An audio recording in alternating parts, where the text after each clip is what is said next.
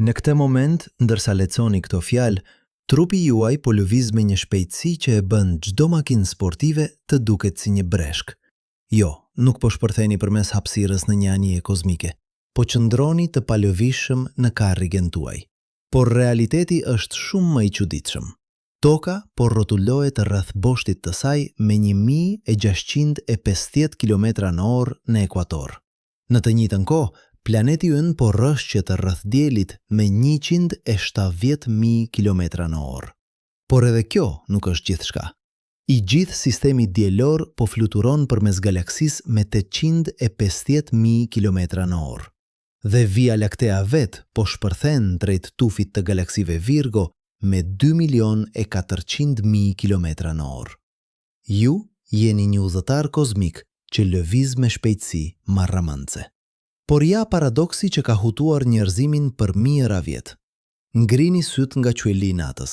Shihni Orionin, gjuetarinë e madh me rripin e tij të ndritshëm prej 3 yjesh. Ky konstelacion është pikturosur në muret e piramidave egjiptiane.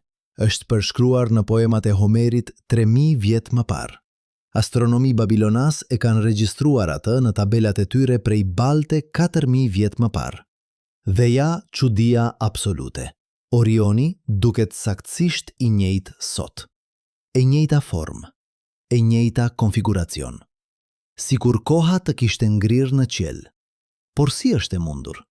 Nëse gjithçka po lëviz me shpejtësi kozmike, nëse yjet po fluturojnë përmes hapësirës si plumba, pse qielli i natës duket si një fotografi e ngrirë? Pse nuk shohim yjet duke u shpërndar si zogj të trembur? Pse konstelacionet nuk shpërbëhen para syve tanë? Ky është një nga paradokset më të thella të perceptimit njerëzor. Një iluzion aq i fuqishëm sa ka formsuar mitologjin, navigacionin dhe vetë mënyrën se si e kuptojmë vendin ton në univers. Por për ta kuptuar këtë iluzion, duhet të bëjmë diçka që truri ynë nuk është krijuar ta bëjë. Duhet të mendojmë në shkallë që e tejkalon çdo përvojë njerëzore. Duhet të hyjmë në botën ku distancat maten në vite drite dhe koha matet në miliona vjet. Le të fillojmë me një eksperiment mendor të thjeshtë. Imagjinoni se qëndroni në një fushë të madhe në një natë pare. Mbi ju, 10 mijëra yje. Tani imagjinoni se secili prej këtyre yjeve është një avion me drita, dhe të gjithë këta avion po fluturojnë në drejtime të ndryshme me shpejtësi të ndryshme. Disa po vijnë drejt jush, disa po largohen, disa po kalojnë anash. Nëse këta avion do të ishin në lartësinë normale të fluturimit, rreth 10.000 metra, do të shinit një kaos të plot.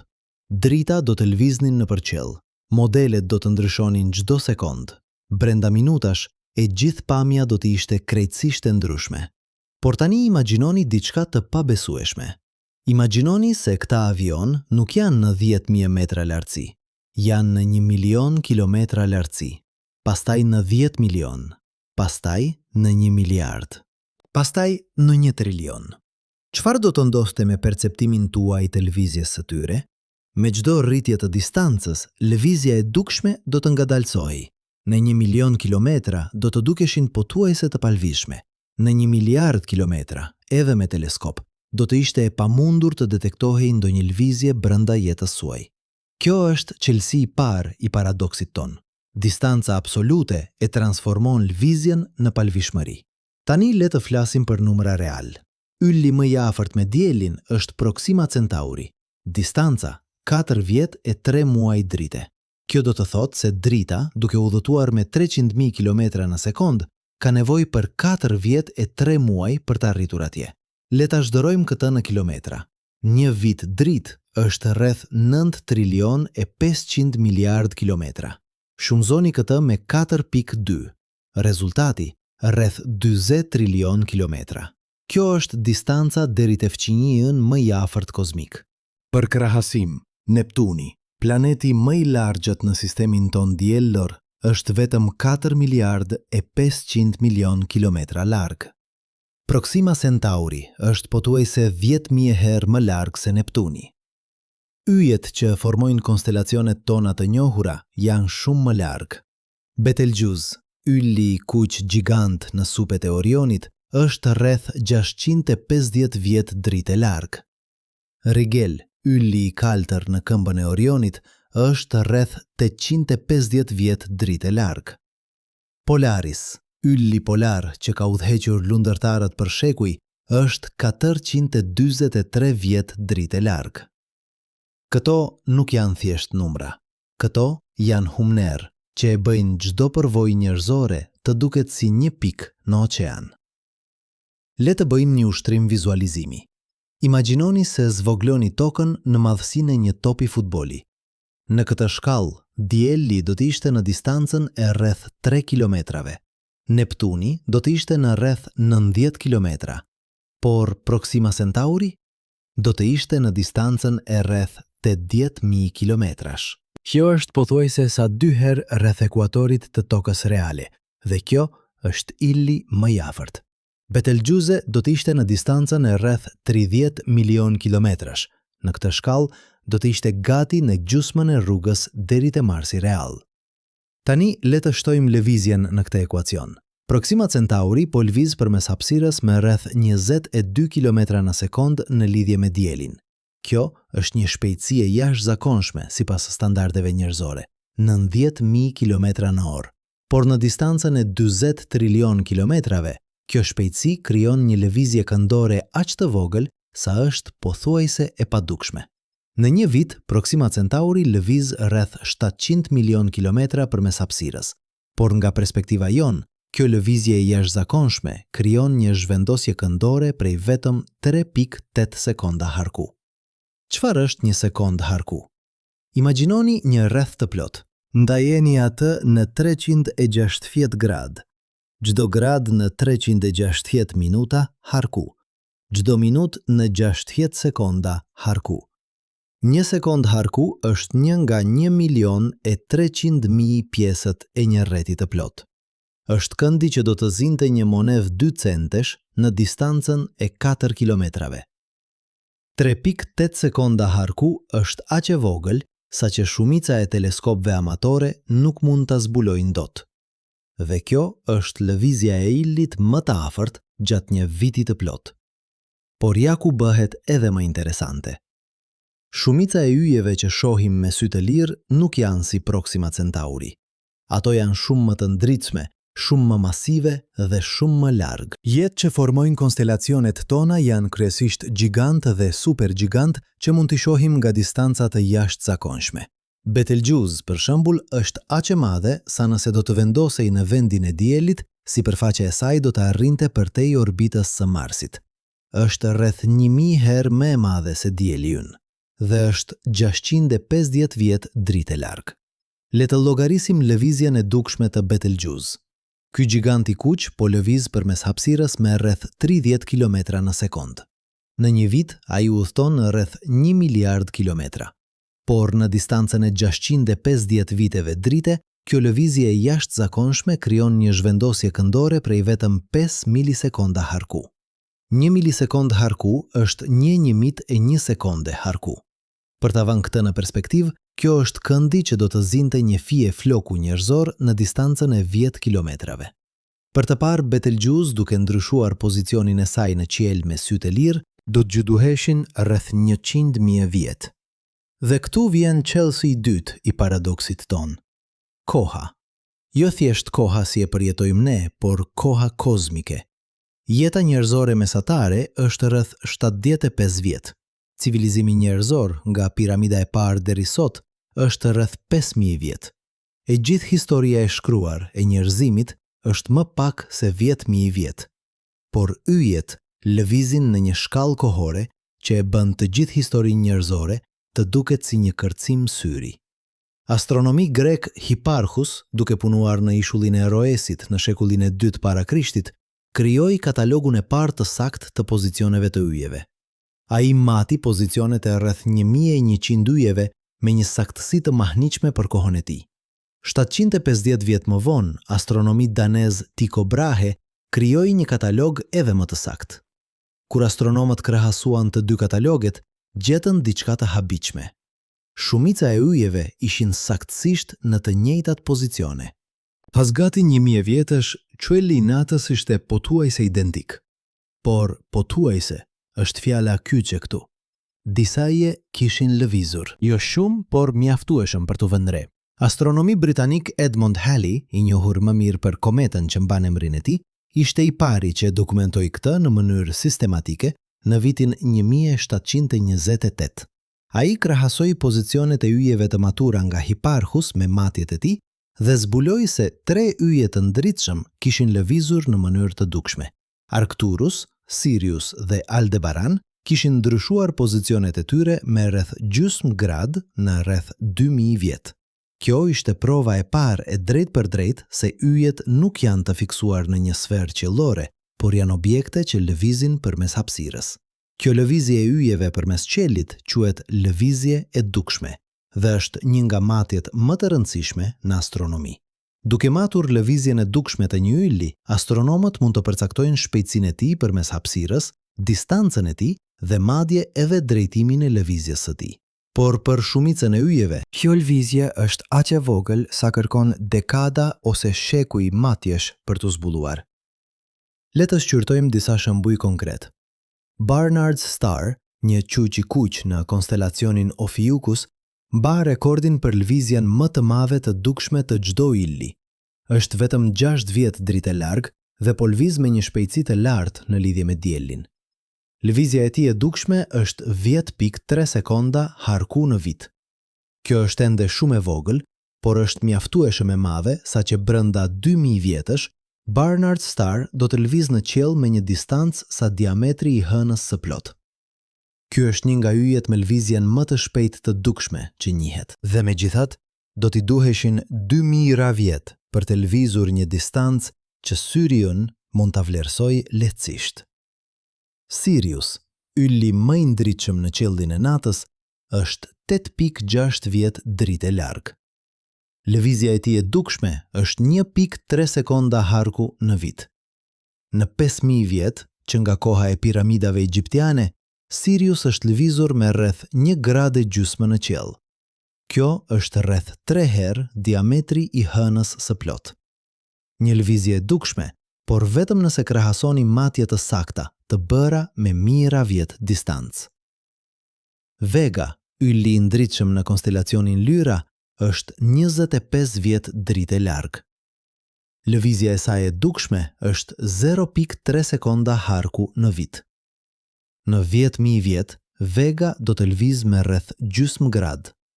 Në 100.000 vjet, do të ketë lvizur me rreth 5 grad.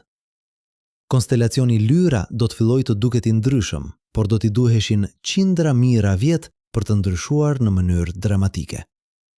Dhe këtu vjen qellësi i tretë i paradoksit ton. Ne nuk po lvizim vetëm. Dielli dhe yjet përreth tij janë të gjithë pjesë së njëjtës galaksi, Via Laktea, dhe të gjithë po lvizim së bashku në një vallëzim kozmik të orkestruar nga graviteti. Imagjinoni një lumë të madh. Uji po rrjedh, por një gjethe që noton në sipërfaqe lëviz me të njëjtën shpejtësi si uji përreth saj. Nga perspektiva e gjethes, uji përreth saj duket i palvishëm. Vetëm kur shikon në breg, kur shikon diçka jashtë lumit, mund të shohësh lëvizjen reale. Ne jemi si ajo gjethe, po notojmë në një lumë yjesh. Dielli dhe yjet përreth tij po rrotullohen rreth qendrës së Via Laktea me shpejtësi të ngjashme. Dielli merr rreth 220 milion vjet për të bërë një revolucion të plot rreth qendrës galaktike. Kjo periudhë quhet një vit kozmik. Që nga koha kur dinosaurët u shfaqën në tokë, dielli ka bërë vetëm një revolucion të plot rreth galaksisë. Që nga koha kur jeta e parë shfaqet në oqeane, dielli ka bërë vetëm 20 revolucione. Jetët që shohim në qiellin e natës janë kryesisht fqinjët tanë kozmik. Ata janë brenda disa qindra viteve drite nga ne, që është një distancë e vogël në shkallë galaktike. Via Laktea është rreth 100.000 vjet drite në diametër. Jetët që shohim janë në një fqinësi të vogël rreth diellit, një rajon që përfaqëson më pak se 1% të vëllimit total të galaksisë. Dhe në këtë fqinësi, të gjithë po lvizim në mënyrë të ngjashme, si një tufë zogësh që fluturojnë së bashku. Por ka edhe më shumë në këtë histori. Disa yje po lvizin më shpejt se të tjerët, disa po vinë drejt nesh, disa po largohen. Këto lëvizje relative krijohen nga shpejtësitë orbitale të ndryshme rreth qendrës galaktike dhe nga lëvizjet e rastësishme të shkaktuara nga ndërveprimet gravitacionale me yje të tjerë dhe me rreth e gazit dhe pluhurit. Por edhe këto lëvizje relative janë të vogla krahasuar me distancat e përfshira. Le të shqyrtojmë një shembull dramatik. Ylli Gliese 728, një quq i kuq në konstelacionin Cetus, është duke u afruar me diellin me një shpejtësi relative prej rreth 20 km në sekond. Në këtë moment, ai është rreth 25 vjet dritë larg. Por në rreth 1.400.000 vjet, ai do të kaloj brenda vetëm një viti drite nga dielli. Kjo do të jetë qasja më e afërt e ndonjë ylli të njohur me sistemin ton diellor në të ardhmen e parashikueshme. Por edhe në atë distancë minimale, Gliese 728 do të jetë ende 9 trilion e 500 miliard kilometra larg. Do të jetë ylli më i ndritshëm në qiellin e natës, por ende do të jetë vetëm një pikë drite. Tani le të flasim për diçka që e bën këtë paradoks eve më të thellë. Drita që shohim nga yjet nuk është drita e tyre aktuale, është drita që ata emetuan në të kaluaren. Kur shikoni Proxima Centauri, po shihni si dukej ai 4 vjet e 3 muaj më parë. Kur shikoni Betelgeuse, po shihni si dukej ai 650 vjet më parë në kohën e rilindjes. Kur shikoni Deneb, një supergjigant i kaltër në konstelacionin Cygnus, që është rreth 2500 vjet dritë larg, po shihni dritën që u emetua në kohën e Greqis antike.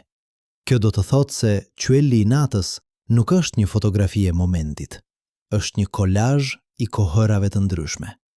Çdo yll që shihni është një dritare në një moment të ndryshëm të së kaluarës. Dhe për shkak të distancave të përfshira, edhe nëse një yll do të shpërthente në një supernova sot, ne nuk do ta dinim derisa drita e shpërthimit të arrinte tek ne, që mund të ishte vite, shekuj ose madje mijëra vjet në të ardhmen. Betelgeuse është një shembull i përsosur. Ky gjigant i kuq është në fazat e fundit të jetës së tij.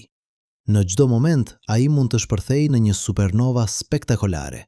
Kur kjo ndodh, për disa javë, Betelgeuse do të jetë aq e ndritshme sa do të jetë e dukshme gjatë ditës. Do të jetë objekti më i ndritshëm në qiellin e natës pas hënës. Por ja e çuditshme, Betelgeuse mund të ketë shpërthyer tashmë. Shpërthimi mund të ketë ndodhur 500 vjet më parë, ose 300, ose 100. Ne thjesht nuk e dimë ende, sepse drita e shpërthimit nuk ka arritur ende tek ne. Ylli që shohim në qiell mund të mos ekzistojë më. Mund të jetë zëvendësuar nga një re në zgjerin të gazit dhe pluhurit. Por ne ende po shohim dritën e tij të vjetër, duke udhëtuar përmes hapësirës me 300.000 kilometra në sekond, duke marrë shekuj për të arritur syt tan. Kjo vonesë kozmike e dritës krijon një iluzion tjetër. Jo vetëm që yjet duken të palvishëm për shkak të distancës, por edhe pozicionet që shohim nuk janë pozicionet e tyre aktuale. Çdo yll që shohim është në një pozicion pak të ndryshëm nga ajo që duket. Proxima Centauri, për shembull, ka lvizur rreth 120 milion kilometra që nga koha kur drita që po shohim tani u emetua. Por në distancën e 40 trilion kilometrave, kjo zhvendosje është aq e vogël sa është praktikisht e pazbudueshme. Por le të thellohemi në një dimension tjetër të këtij paradoksi. Një dimension që e zhderron të gjithë qiellin e natës në një orkestër kozmike, ku çdo yll luan instrumentin e vet, por melodia zbulohet vetëm kur dëgjoni për miliona vjet. Ne kemi folur për lëvizjen individuale të yjeve. Tani le të flasim për diçka edhe më të mahnitshme: lëvizjen kolektive. Faktin se ne dhe yjet përreth nesh nuk jemi thjesht fëqinj të rastësishëm në hapësirë, por jemi pjesë e një strukture të madhe në lëvizje, një rrjedhje galaktike që e bën çdo lëvizje individuale të duket e parëndësishme.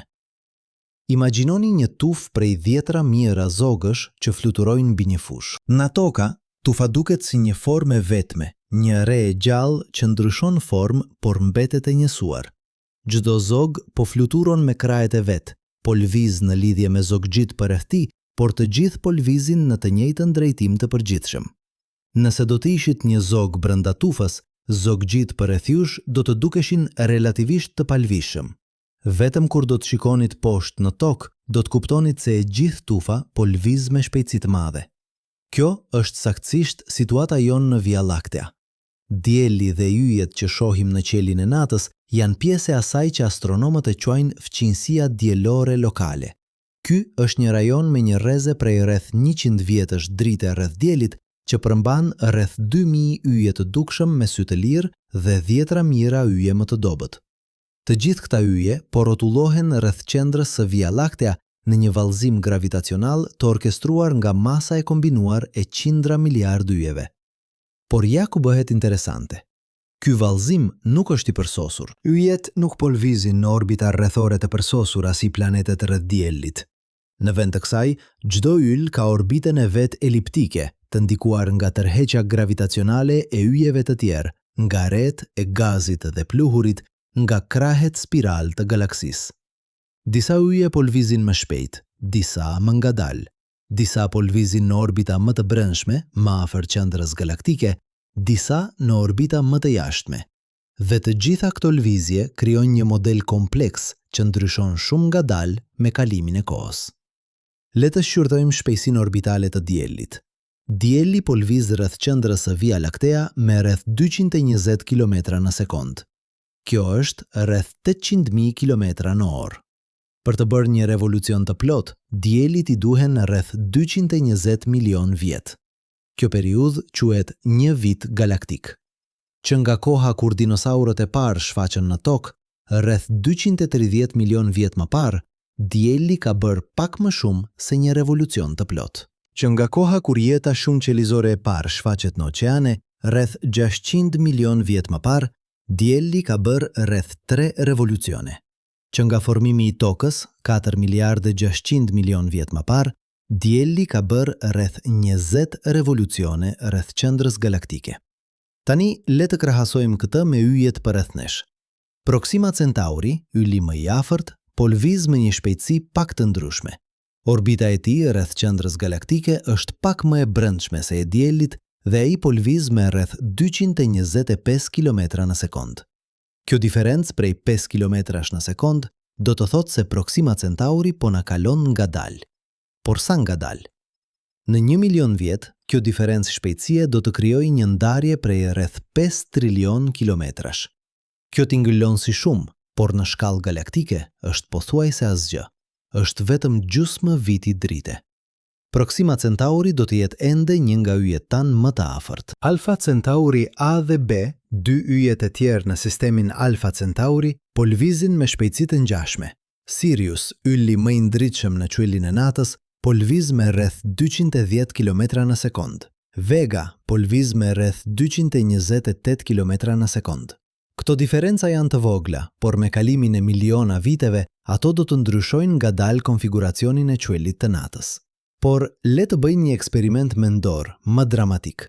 Le të përshpejtojmë kohën. Imagjinoni se keni një makinë kohore që ju lejon të shihni qiellin e natës duke u zhvilluar me shpejtësi të lartë. Filloni nga koha aktuale dhe shkoni prapa në kohë. 10.000 vjet, 20.000, 50.000. Në 50.000 vjet në të kaluarën, në kohën kur njerëzit modern po përhapeshin nga Afrika, qielli i natës do të dukej pak i ndryshëm. Konstelacionet do të ishin ende të njohshme, por disa yje do të ishin në pozicione pak të ndryshme. Orioni do të ishte pak më i ngushtë. Ursa Major, Arusha e Madhe, do të kishte një formë pak të ndryshme. Vazhdoni të shkoni prapa. 100.000 vjet, 2.000 vjet, 500.000 vjet. Në 500.000 vjet në të kaluarën, në kohën kur paraardhësit tanë neandertal po jetonin në Evropë, qielli i natës do të ishte dukshëm i ndryshëm. Konstelacionet që njihnim do të ishin shformuar. Orioni nuk do të dukej më si një gjuetar. Ursa Major nuk do të dukej më si një arushe. Yjet individual do të ishin ende aty, por konfigurimi i tyre do të ishte krejtësisht i ndryshëm. Vazhdoni. 1 milion vjet, 2 milion, 5 milion. Në 5 milion vjet në të kaluarën, në kohën kur paraardhësit tanë hominid po ecnin në savanat e Afrikës, qielli i natës do të ishte i panjohshëm. Pothuajse asnjë konstelacion nuk do të ishte i njohshëm. Yjet do të ishin në pozicione krejtësisht të ndryshme. Disa yje që janë të ndritshëm sot do të ishin të dobët. Disa yje që janë të dobët sot do të ishin të ndritshëm. Dhe disa yje që shohim sot nuk do të ishin ende të dukshëm, sepse do të ishin shumë larg. Tani, shkoni përpara, në kohë. 10.000 vjet në të ardhmen, 20.000, 50.000. Në 50.000 vjet, nëse njerëzimi ende ekziston, qielli i natës do të jetë pak i ndryshëm. Polaris, ylli polar, nuk do të jetë më ylli polar. Për shkak të një fenomeni të quajtur precesioni i ekuinokseve, boshti i rrotullimit të tokës po lëkundet ngadalë si një top që rrotullohet. Ky lëkundje merr rreth 26.000 vjet për të bërë një cikël të plot. Në 50.000 vjet, ylli Vega do të jetë ylli polar. Në 26.000 vjet, Polaris do të jetë përsëri ylli polar. Vazhdoni. 100.000 vjet, 2.000 vjet, 500.000 vjet. Në 500.000 vjet në të ardhmen, konstelacionet do të jenë shformuar. Në 1.000.000 vjet, qielli i natës do të jetë krejtësisht i ndryshëm. Në 5 milion vjet, do të jetë i panjohshëm. Dhe në 100 milion vjet, pothuajse asnjë yll që shohim sot nuk do të jetë në të njëjtën pozicion. Disa do të kenë vdekur, duke shpërthyer në supernova ose duke u tkurrur në gjuqa të bardhë. Disa do të jenë lëvizur aq larg sa nuk do të jenë më të dukshëm. Dhe yje të rinj do të kenë lindur nga rrjet e gazit dhe pluhurit, duke ndriçuar rajone të reja të qielit. Por ja çuditësia absolute. Edhe në 100 milion vjet, që është një periudhë kohore aq e gjatë sa e tejkalon çdo përvojë njerëzore, Via Laktea do të duket pothuajse e njëjtë. Forma e saj spirale do të jetë ende e njohur. Krahët e saj do të jenë ende aty. Qendra e saj do të jetë ende e ndritshme. Sepse 100 milion vjet është vetëm gjysma e një viti galaktik. Është si të shikosh një orë dhe të presësh që akrepat të lëvizin në mënyrë të dukshme brenda disa sekondave. Lëvizja është aty, por është aq e ngadalë sa duket e ngrirë. Tani le të shtojmë një shtres tjetër kompleksiteti. Yjet nuk po lëvizin vetëm në një rafsh të sheshtë rreth qendrës galaktike. Ata, gjithashtu, po lëvizin lart e poshtë përmes diskut galaktik. Dielli, për shembull, po lund lart e poshtë përmes rafshit galaktik me një periudhë prej rreth 63 milion vjetësh. Në këtë moment, ne jemi rreth 27 vjet drite mbi rafshim galaktik dhe po lëvizim lart. Në rreth 30 milion vjet do të arrim pikën më të lartë të lëkundjes son, rreth 45 vjet drite mbi rafshim. Pastaj do të fillojmë të bijem përsëri, duke kaluar përmes rafshit galaktik në rreth 63 milion vjet dhe duke vazhduar poshtë për 30 milion vjet të tjerë, para se të fillojmë të ngjitemi përsëri. Kjo lëvizje lart e poshtë ka pasoja interesante. Kur dielli kalon përmes rafshit galaktik, ku dendësia e yjeve dhe e gazit është më e lartë, ka më shumë ndërveprime gravitacionale. Këto ndërveprime mund të shqetësojnë erren e Oortit, një sferë e madhe e kometave që rrethon sistemin diellor në distanca prej rreth një viti drite.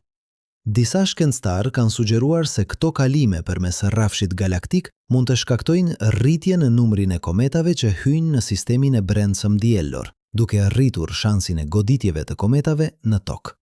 Ka madje një teori kontroverse që sugjeron se këto cikle mund të korelojnë me ngjarje të zhdukjes masive në historinë e tokës. Por le të kthehemi te paradoksi ynë kryesor.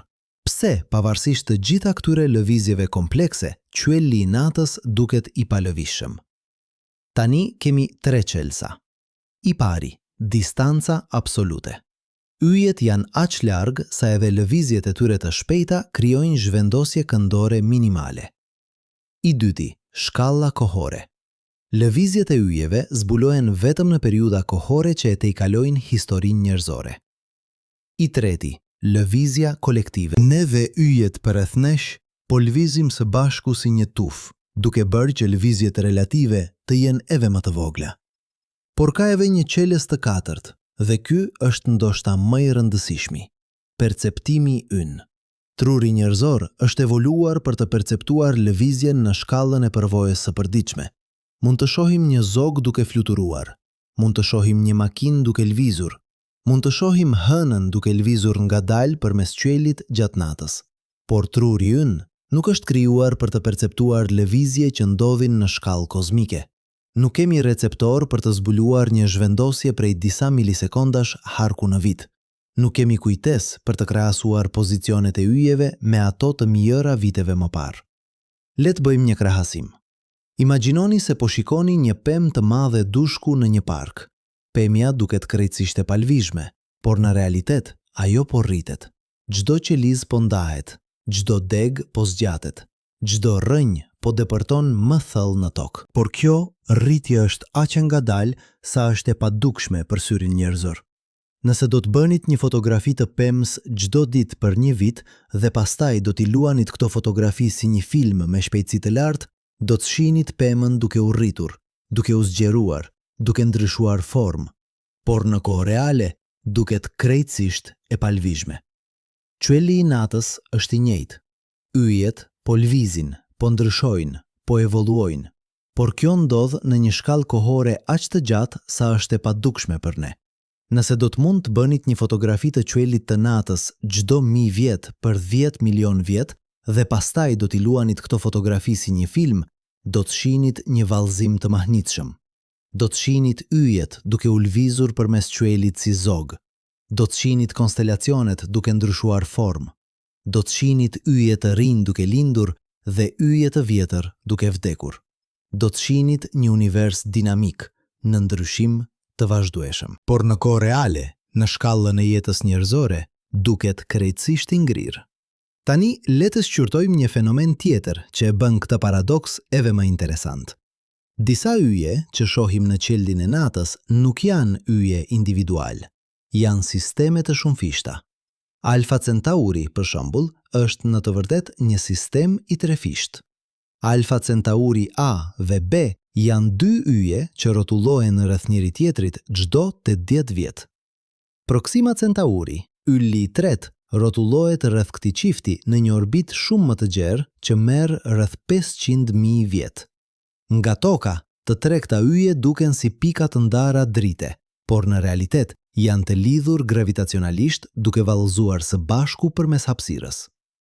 Sirius, ylli më i ndritshëm në qelin e natës, është gjithashtu një sistem i dyfisht. Sirius A është një yll i madh, i ngjehtë, i kaltër i bardhë. Sirius B është një gjyq i bardhë, mbetja e një illi që dikur ishte edhe më masiv se Sirius A, por që ka djegur të gjithë karburantin e tij bërthamor dhe është kurrur në një objekt me madhësinë e tokës, por me masën e diellit. Këta dy yje rrotullohen në rreth njëri tjetrit çdo 50 vjet. Nga toka, Sirius B është aq i dobët krahasuar me Sirius A sa është pothuajse i padukshëm, por ai është aty, një shoqërues i heshtur në një vallëzim kozmik. Këto sisteme të shumëfishta janë në të vërtet shumë të zakonshme. Më shumë se gjysma e të gjithë yjeve në galaksin ton janë pjesë e sistemeve të shumëfishta. Disa janë qifte, si Sirius, disa janë treshe, si Alfa Centauri. Disa janë sisteme edhe më komplekse, me 4, 5 ose madje 6 yje të lidhur gravitacionalisht.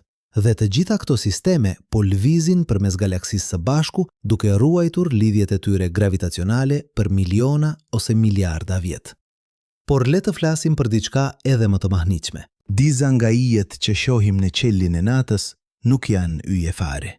Janë galaksi. Galaksia Andromeda, për shembull, është e dukshme me sy të lirë si një njollë e dobët mjegullore në konstelacionin Andromeda. Por kjo njollë e vogël është në të vërtet një galaksi gjigante që përmban rreth 1 trilion yjesh. Është 2.500.000 vjet dritë e larg. Drita që shohim nga Andromeda u emetua 2.500.000 vjet më parë, në kohën kur paraardhësit tan, hominid, po përdornin mjete të thjeshta guri në Afrikë. Dhe ja çuditësia. Andromeda po lviz. Jo vetëm që po rrotullohet rreth boshtit të saj, por po lviz përmes hapësirës drejt Via Laktea me rreth 110 kilometra në sekond. Në rreth 4 miliardë 500 milion vjet, Andromeda dhe Via Laktea do të përplasen.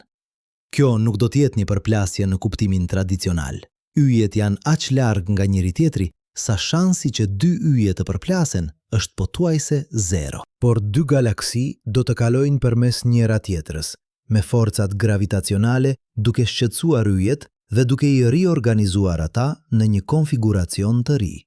Pas disa kalimeve, dy galaksi do të bashkohen në një galaksi eliptike të vetme gjigante që astronomët e kanë quajtur tashmë Milkomeda.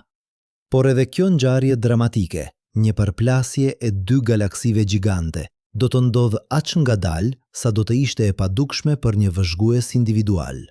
Procesi i bashkimit do të marrë miliarda vjet.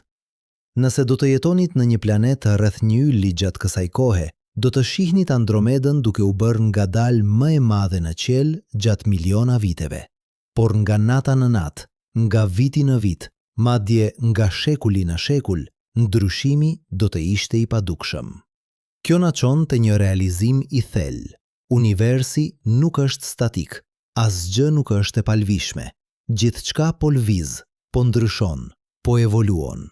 Por shkallët e hapësirës dhe kohës janë aq të mëdha sa kjo lëvizje dhe ndryshim janë të padukshme për ne. Ne jemi si insekte që jetojnë vetëm një ditë, duke u përpjekur të kuptojnë ndryshimin e stinëve. Jeta jonë është aq e shkurtër krahasuar me shkallën kohore kozmike, sa universi na duket i ngrirë në kohë, por ka një mënyrë për të parë përtej kësaj kufizimi. Shkenca. Përmes matjeve të sakta, përmes teleskopëve të fuqishëm, përmes llogaritjeve matematikore, ne mund të zbudojmë lëvizjet që janë të padukshme për sytë tanë. Mund të masim lëvizjen e dukshme të yjeve me saktësi prej milisekondash harku.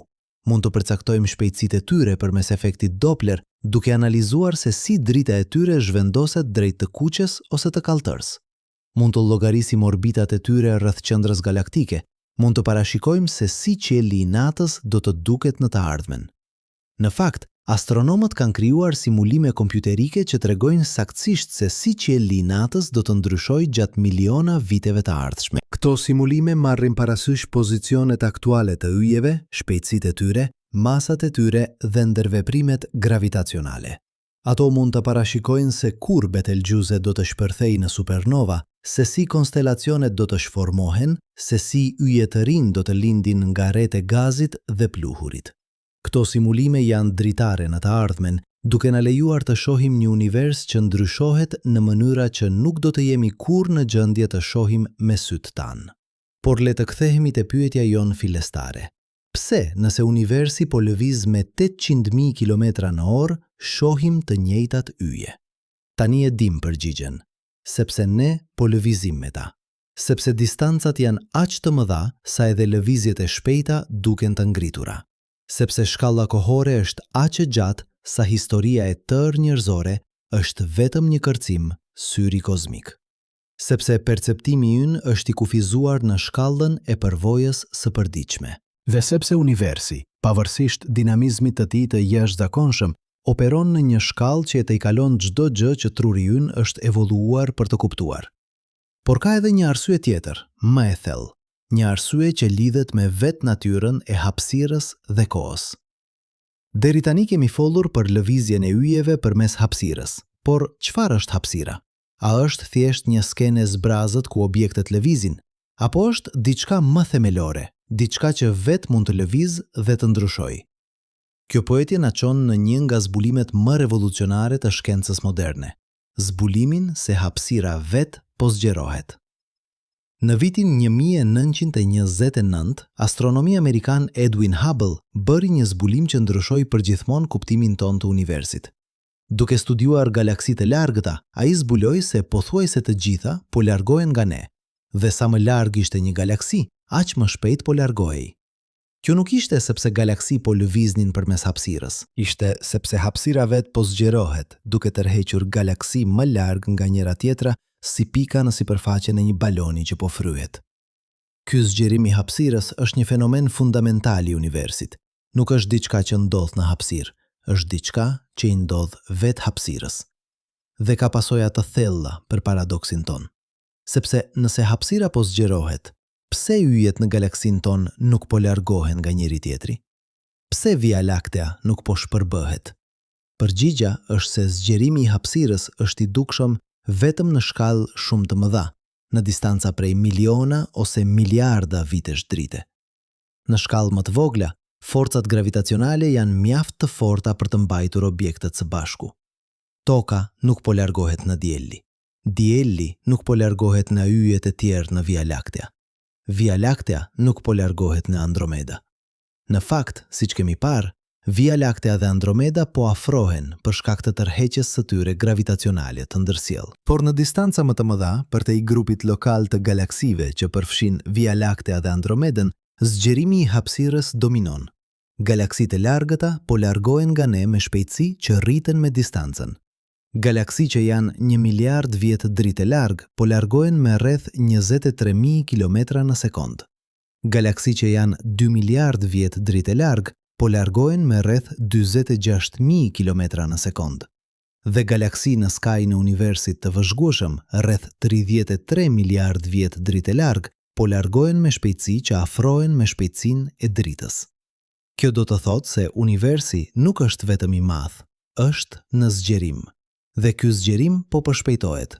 Në të ardhmen e largët, miliarda vjet nga tani, zgjerimi do të ketë tërhequr galaksi aq larg sa drita e tyre nuk do të jetë më në gjendje të na arrijë. Qielli i natës do të bëhet më i errët. Galaksi që shohim sot do të zhduken përtej horizontit kozmik. Dhe nëse njerëzimi ende ekziston, astronomët e asaj kohe do të shohin një univers shumë të ndryshëm nga ai që shohim ne. Një univers ku Via Laktea dhe Milkomeda, galaksia e bashkuar që do të formohet nga bashkimi i Via Laktea dhe Andromedës, do të jetë vetme në një oqean të pafundërsire. Por kjo është e ardhmja e largët. Për momentin, ne ende mund të shohim një univers të pasur me galaksi, me yje, me planete. Dhe paradoksi i qiellit të palvishëm të natës na kujton se perceptimi ynë i realitetit është thellësisht i kufizuar nga shkallët në të cilat operojmë. Ne shohim një univers statik, sepse jemi të vegjël dhe jetojmë shkurt. Por realiteti është një univers dinamik, në ndryshim të vazhdueshëm, ku gjithçka po lviz, po evoluon, po transformohet në shkallë që e tejkalojnë imagjinatën tonë. Por le të ndalemi për një moment dhe të bëjmë diçka që shkenca rrallë na kërkon ta bëjmë. Le të pranojmë se sa thellësisht e çuditshme është kjo që sapo kemi zbuluar. Ne nuk po flasim thjesht për lëvizje, po flasim për një realitet ku vetë pëllhura e ekzistencës po transformohet, po zgjerohet, po krijon më shumë hapësirë midis objekteve pa i lvizur ato fare. Imagjinoni se po qëndroni në një dhomë dhe papritur muret fillojnë të largohen, jo sepse po lvizin përmes tokës, por sepse vetë toka midis jush dhe mureve po krijohet nga asgjëja. Kjo është ajo që po i ndodh universit.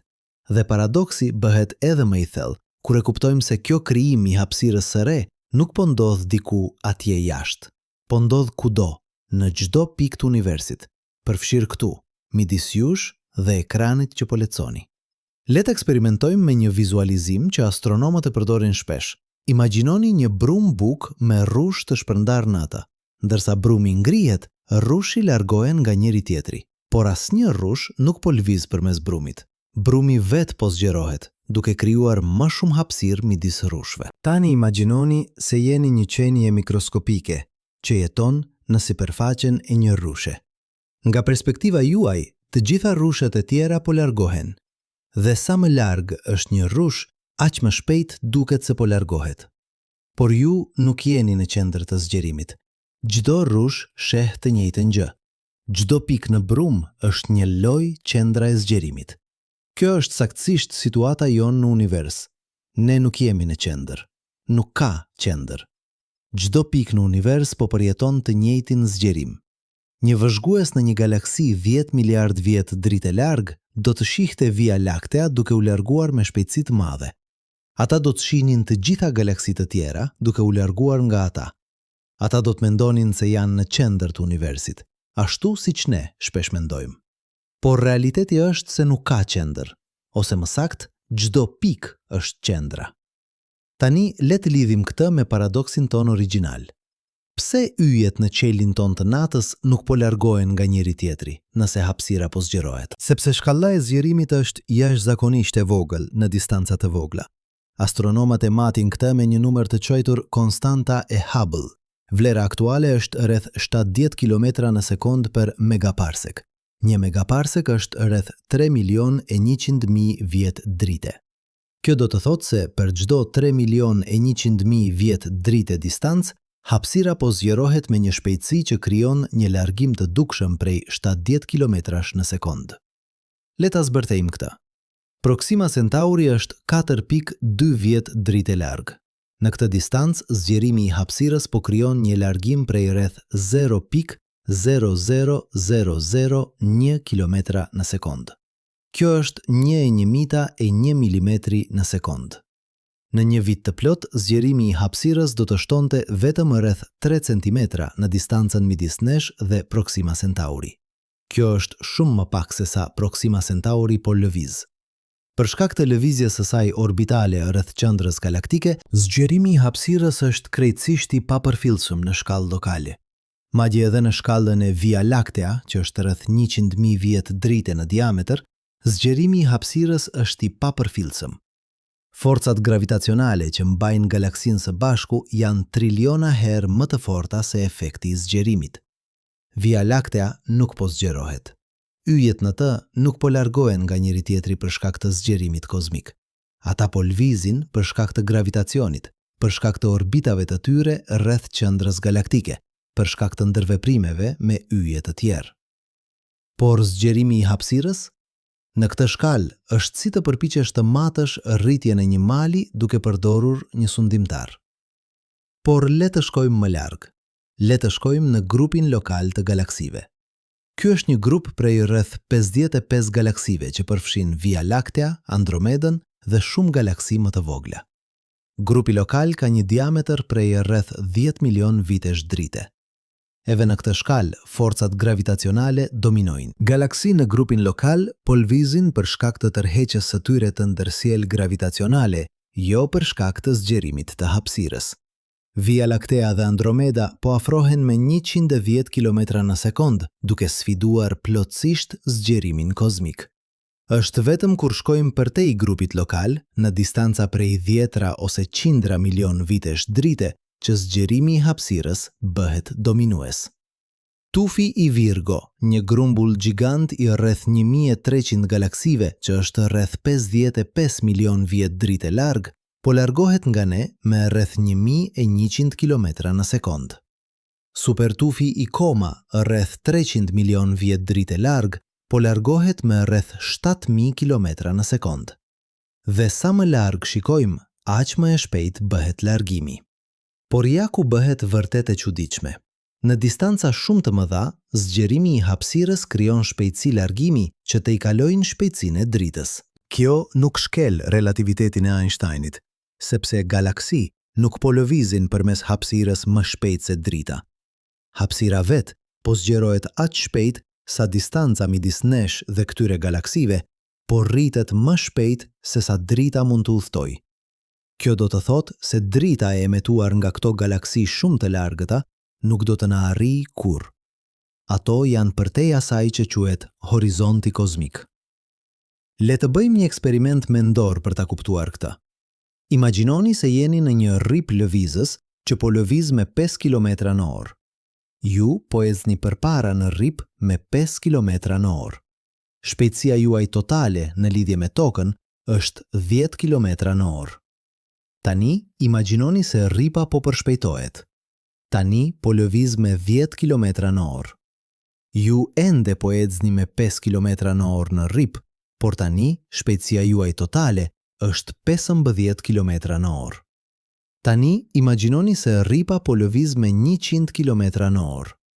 Pavarësisht se sa shpejt ecni, nuk mund të arrini fundin e rripit nëse ai po zgjerohet më shpejt se sa ju mund të ecni.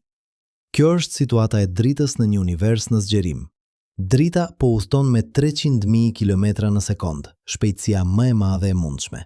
Por nëse hapësira midis nesh dhe një galaksi të largët po zgjerohet më shpejt se kaq, drita nuk do të na arrijë kurrë.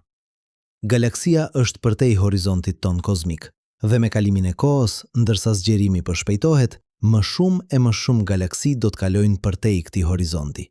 Universi i dukshëm po të kurret, edhe pse universi aktual po zgjerohet. Por le të kthehemi te pyetja jonë themelore. Si ndikon kjo në perceptimin ton të qelit të natës? Përgjigja është se në shkallën e yjeve që shohim me sytë e lirë nuk ndikon fare. Të gjithë yjet që shohim janë brenda Via Laktea. Të gjithë janë brenda disa mijëra viteve drite. Në këtë shkallë, zgjerimi i hapësirës është krejtësisht i papërfillshëm. Yjet po lëvizin për shkak të gravitacionit, jo për shkak të zgjerimit kozmik. Dhe për shkak të distancave të përfshira, këto lëvizje janë aq të ngadalta sa qielli i natës duket i palëvizshëm. Por ka një mënyrë tjetër për ta menduar këtë. Le të imagjinojmë se kemi një makim kohore që na lejon të shohim jo vetëm të ardhmen, por edhe të kaluarën e largët. Le të shkojmë prapa në kohë. 5 miliard vjet, 10 miliard, 13 miliard. Ne po afrohemi me Big Bang, momentin kur universi filloi. Në këtë kohë të hershme, universi ishte shumë më i vogël, shumë më i dendur, shumë më i ngjehtë. Galaksi nuk ekzistonin ende. Yjet e parë sapo po fillonin të formohen, dhe distanca midis çdo pike në univers ishte shumë më e vogël se sot. Tani le të shkojmë përpara në kohë, duke parë universin duke u zgjeruar. Në fillim, zgjerimi është shumë i shpejtë. Në fraksionin e parë të 1 sekonde pas Big Bang, universi u zgjerua me një faktor të jashtëzakonshëm në një proces të quajtur inflacion. Pastaj, zgjerimi ngadalsohet, por vazhdon. Galaksi fillojnë të formohen. Yjet ndizen. Planetet kondensojnë nga disqet e gazit dhe pluhurit. Dhe gjatë gjithë kësaj kohe, hapësira vazhdon të zgjerohet, duke tërhequr galaksi më larg nga njëra tjetra. Por ja çuditësia. Nëse do të jetonit në një galaksi 10 miliard vjet më parë, qielli i natës do të dukej shumë i ndryshëm. Jo sepse yjet do të ishin në pozicione të ndryshme, por sepse do të kishte shumë më shumë galaksi të dukshme. Universi ishte më i vogël, kështu që galaksi ishin më afër. Drita nga galaksitë të largëta kishte pasur më pak kohë për të zgjatur nga zgjerimi i hapësirës. Qielli i natës do të ishte më i pasur, më i mbushur me dritë nga miliarda galaksi. Dhe nëse do të mund të shkonit në të ardhmen e largët 10 miliard vjet nga tani, qielli i natës do të ishte shumë më i errët. Shumë galaksi që shohim sot do të kishin kaluar përtej horizontit kozmik. Drita e tyre nuk do të ishte më në gjendje të na arrinte. Dhe nëse do të shkoje edhe më larg në të ardhmen, 100 miliard vjet, 1 trilion vjet, qielli i natës do të ishte pothuajse krejtësisht i errët. Vetëm yjet në galaksin ton lokale do të ishin të dukshëm. Të gjitha galaksitë të tjera do të kishin zhdukur përtej horizontit. Kjo na çonte një realizim i thellë dhe pak i trishtuar. Ne jetojmë në një kohë të veçantë në historinë e universit. Një kohë kur universi është mjaft i vjetër sa galaksi dhe yje kanë pasur kohë të formohen, por mjaft i ri sa zgjerimi nuk i ka tërhequr ende të gjitha galaksi përtej horizontit. Ne mund të shohim një univers të pasur me struktura, me galaksi, me yje, por kjo dritare po mbyllet ngadalë. Çdo sekond që kalon, më shumë dritë nga galaksitë e largëta po kalon përtej pikës ku mund të na arrijë ndonjëherë. Por le të kthehemi te shkala lokale, te yjet që shohim çdo natë. Le të flasim për diçka që e bën paradoksin ton edhe më interesant. Disa nga yjet më të ndritshëm në qiellin e natës nuk janë yje të qëndrueshëm. Janë yje në fazat e fundit të jetës së tyre, yje që po kalojnë përmes transformimeve dramatike. Betelgeuse, siç kemi përmendur, është një gjigant i kuq që mund të shpërthejë në supernova në çdo moment, por ka yje të tjerë që janë edhe më interesant.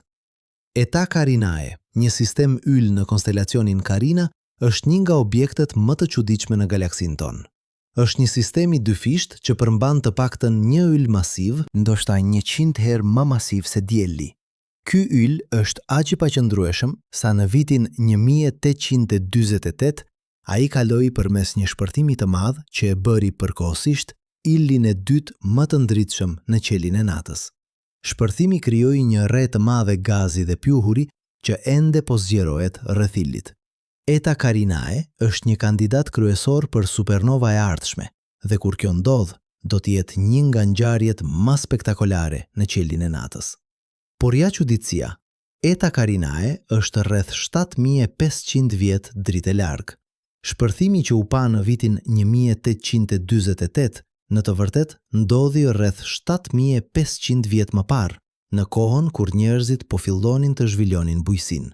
Nëse Eta Carinae shpërtheu në supernova sot, ne nuk do ta dinim derisa në vitin 8500. Dhe nëse shpërthen nesër, ne ende nuk do ta dim për 7500 vjet. kjo vonesë kozmike krijon një paradoks interesant. Çdo gjë që shohim në qiellin e natës është e vjetër. Sa më larg shikojmë, aq më e vjetër është drita që shohim. Kur shikojmë Andromedën, po shohim si dukej ajo 2.500.000 vjet më parë. Kur shikojmë galaksi të largëta me teleskop, po shohim si dukeshin ato miliarda vjet më parë. Në një kuptim, teleskopët janë makina kohore. Sa më thellë shikojmë në hapësirë, aq më thellë shikojmë në kohë. Por kjo krijon një pyetje filozofike interesante. Çfarë do të thotë të ekzistosh në një univers ku informacioni udhëton me shpejtësi të kufizuar? Nëse një yll shpërthen në supernova 1000 vjet dritë larg, në çfarë kuptimi mund të themi se ai ka shpërthyer tani? Nga perspektiva jon, ylli ende ekziston. Ende po e shohim duke shkëlqyer në qiell. Shpërthimi nuk ka ndodhur ende për ne, sepse informacioni i shpërthimit nuk ka arritur ende tek ne. Por nga perspektiva e dikujt që jeton në një planet rreth një ylli afër supernova, shpërthimi ka ndodhur 1000 vjet më parë. Kjo na çon te një nga konceptet më të thella të relativitetit të Einsteinit, relativiteti i njëkohësishmërisë. Në fizikën klasike, ne mendonim se ka një tani universal. Nëse diçka ndodh në një galaksi të largët tani, Ndodh në të njëjtën kohë si diçka që po ndodh këtu. por relativiteti na tregon se kjo nuk është e vërtet. Nuk ka një tani universal. Çfarë është tani për ju? Mund të mos jetë tani për dikë tjetër që po lviz me shpejtësi të ndryshme ose që është në një fushë gravitacionale të ndryshme. Le të bëjmë një eksperiment mendor. Imagjinoni se keni një mik që jeton në një planet rreth Proxima Centauri. Ju vendosni të telefononi njëri tjetrin në të njëjtën kohë. Por çfarë do të thotë në të njëjtën kohë? Nëse dërgoni një sinjal drite, do t'i duen 4 vjet e 3 muaj për të arritur tek ai. Nëse ai dërgon një sinjal mbrapsht, do t'i duen edhe 4 vjet e 3 muaj për t'ju arritur. Kështu që një bisedë thjesht do të kishte një vonesë prej 8 vitesh e 6 muajsh. Por ja çuditësia, nga perspektiva e relativitetit, nuk ka një mënyrë unike për të përcaktuar se çfarë po ndodh tani në Proxima Centauri. Varet nga sa shpejt po lvizni, nga sa afër jeni me një objekt masiv, nga shumë faktorë të tjerë. Kjo do të thotë se universi nuk është një koleksion ngjarjesh që ndodhin në një sekuencë të përcaktuar kohore. Është një koleksion ngjarjesh që janë të lidhura me marrëdhënie shkaksore, por që nuk kanë një rend temporal absolut. Çfarë është e kaluara për ju, mund të jetë e ardhmja për dikë tjetër.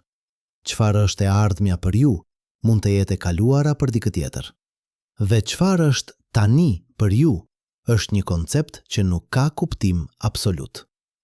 Kjo na çon te një realizim edhe më i thellë. Paradoksi i qiellit të palvishëm të natës nuk është vetëm një paradoks i perceptimit. Është një paradoks i vetë natyrës së kohës dhe hapësirës. Ne shohim jetë si të palvishëm, jo vetëm sepse janë larg dhe ne jemi të vegjël, por sepse vetë koncepti i lëvizjes është më kompleks se sa duket. Lëvizja nuk është vetëm ndryshimi i pozicionit në hapësirë, është ndryshimi i pozicionit në hapkohë, pëllhura 4-dimensionale që bashkon hapësirën dhe kohën në një tërësi të vetme. Le të shqyrtojmë një shembull konkret. Imagjinoni se po shikoni Betelgjuse në qiellin e natës. Drita që po shihni u emetua 650 vjet më parë. Në atë kohë, Betelgjuse ishte në një pozicion të caktuar në hapësirë, por tani, 650 vjet më vonë, Betelgjuse ka lëvizur. Është në një pozicion të ri. Por ju nuk po e shihni në pozicionin e ri, po e shihni në pozicionin e vjetër.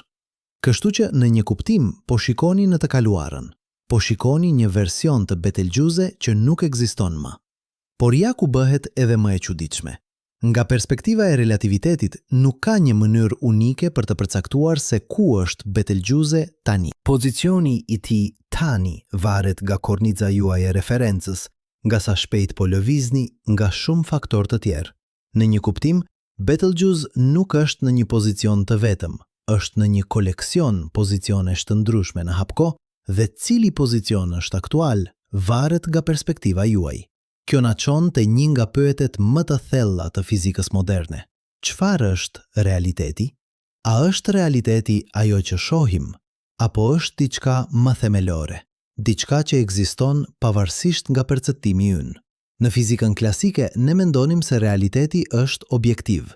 Ka një univers atje jashtë që ekziston pavarësisht nga ne dhe detyra e shkencës është ta zbulojë atë univers. Por mekanika kuantike dhe relativiteti na kanë treguar se realiteti është më kompleks. Perceptimi ynë i realitetit është thellësisht i lidhur me mënyrën se si e matim atë, me kornizën tonë të referencës, me kufizimet e instrumenteve tona. Le të kthehemi te ijet. Çdo yll që shohim në qelin e natës është një dritare në një moment të ndryshëm të së kaluarës. Proxima Centauri, 4 vjet e 3 muaj më parë. Sirius, 8 vjet e 6 muaj më parë. Vega, 25 vjet më parë. Betelgeuse, 650 vjet më parë. Deneb, 2500 vjet më parë. Çdo yll është një makinë kohore, duke na dërguar dritë nga e kaluara. Dhe kur I shikojmë të gjithë së bashku, po shohim një kolazh të momenteve të ndryshme kohore, të gjitha të shfaqura njëkohësisht në qelin e natës. Por ka edhe një shtres tjetër kompleksiteti. Drita që shohim nga ijet nuk është vetëm dritë, është informacion. Çdo foton që godet syrin tuaj mbart informacion për ilin që e emetoi atë. Temperatura e ilit, përbërja kimike, shpejtësia e lëvizjes, fusha magnetike. Duke analizuar dritën nga ijet, astronomët mund të zbulojnë detaje të jashtëzakonshme për to. Mund të përcaktojnë se sa masiv është një yll, Sa I nshehtë është, sa I vjetër është, madje edhe nëse ka planete që rrotullohen rreth tij. Kjo analizë e dritës quhet spektroskopi. Kur drita nga një yll kalon përmes një prizmi ose një rrjete difraksioni, ajo ndahet në një spektër ngjyrash, por ky spektër nuk është një vijë vazhdueshme e ngjyrave, është I ndërprer nga vija të errta, të quajtura vija absorbimi. Këto vija krijohen kur atomet në atmosferën e yllit thithin dritë në gjatësi vale specifike. Çdo element kimik ka një model unik të vijave absorbimi, si një gjurmë gishtash. Duke studiuar këto vija, astronomët mund të përcaktojnë se cilat elemente janë të pranishme në yllin. Por spektroskopia na tregon edhe më shumë.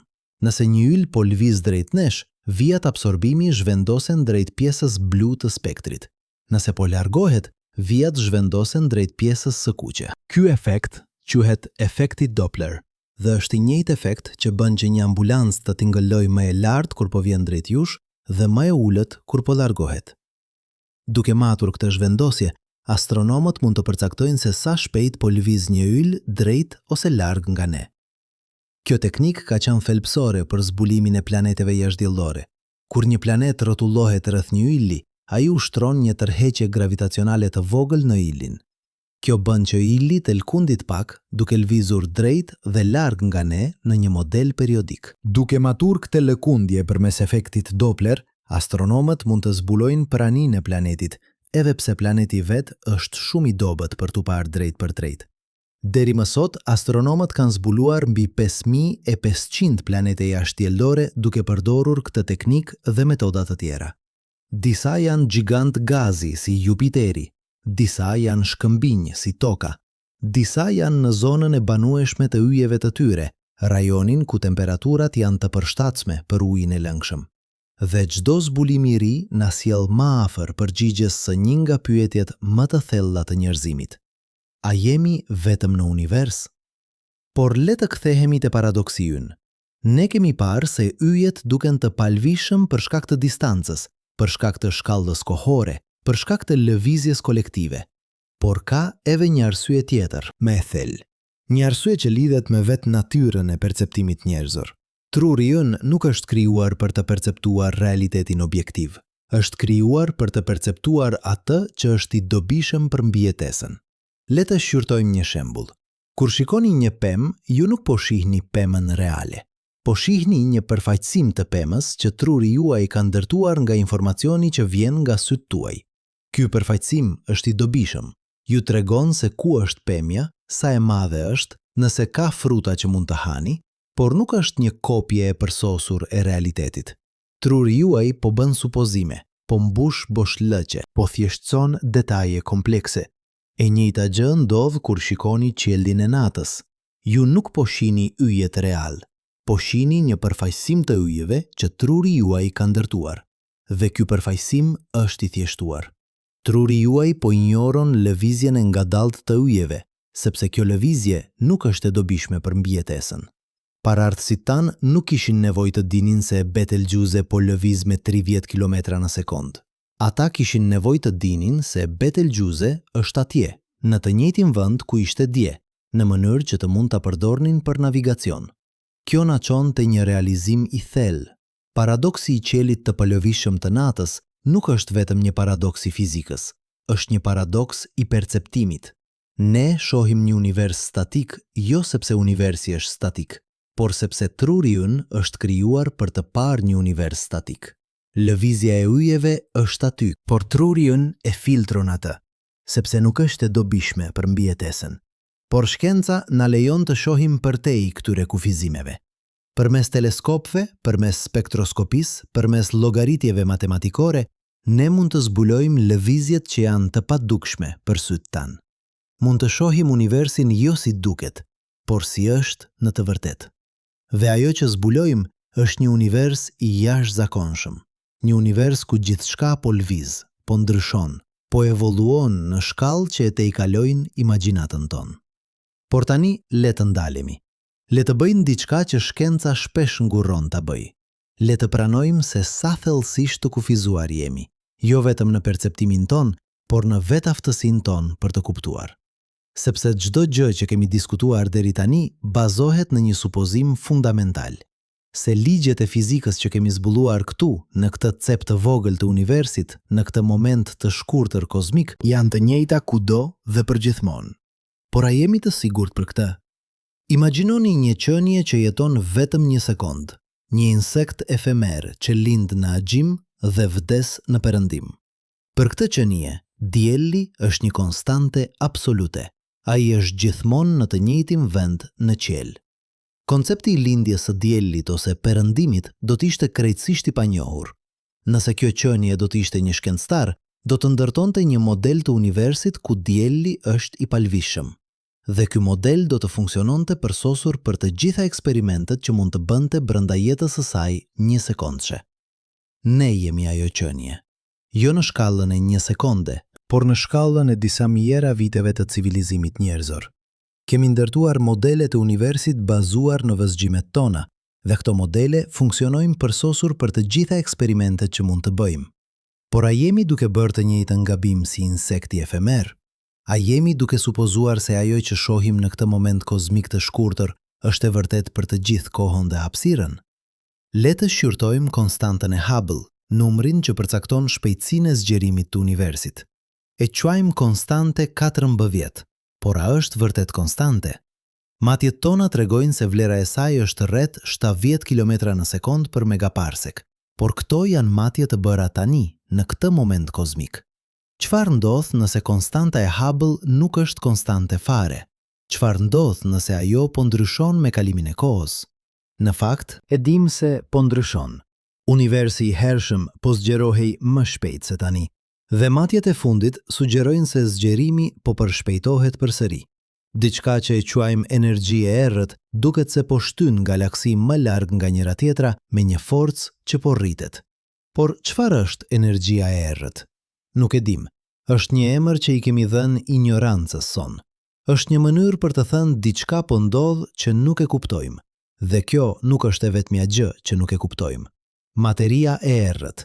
Një formë e panjohur e materjes që nuk ndërvepron me dritën, përbën rreth 27% të universit. Energjia e errët përbën rreth 68%.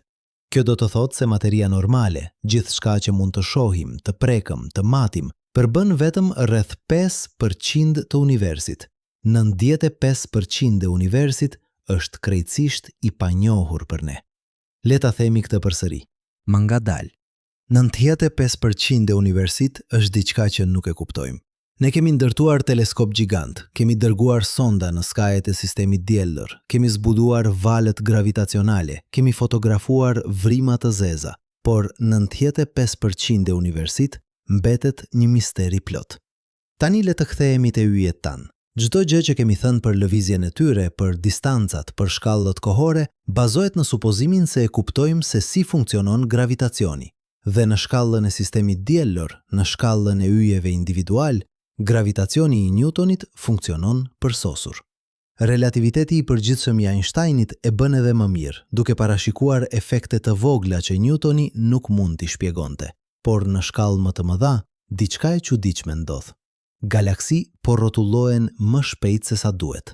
Yjet në skajet e galaksive po lvizin aq shpejt sa duhet të hidhen jashtë, por nuk po e bëjnë. Është sikur ka një masë padukshme që po i mban ato atje. E çajmë materiet e errët, por nuk e dim çfarë është. Mund të jetë një formë e re e materjes, mund të jetë se kuptimi ynë i gravitacionit është i gabuar në shkallë të mëdha. Nuk e dim. Dhe kjo ignorancë ka pasoja të thella për paradoksin ton. Kur themi se dielli po rrotullohet rreth qendrës së Via Laktea me 220 km/s, po supozojmë se e kuptojmë gravitacionin. Kur themi se do t'i duhen 220 milion vjet për të bërë një revolucion të plot, po supozojmë se gravitacioni funksionon në të njëjtën mënyrë në të gjithë galaksin. Por çfarë ndodh nëse jemi gabim? Çfarë ndodh nëse ka efekte që nuk i kemi marrë parasysh? Le të shqyrtojmë një shembull konkret. Në vitin 1973, astronomet Vera Rubin dhe Kent Ford publikuan matje të shpejtësive të rrotullimit të galaksisë Andromeda. Ata zbuluan se yjet në skajet e galaksis po rrotulloheshin aq shpejt sa duhet ishin hedhur jashtë për shkak të forcës centrifugale. Por nuk po hidhen. Diçka po i mban ato atje.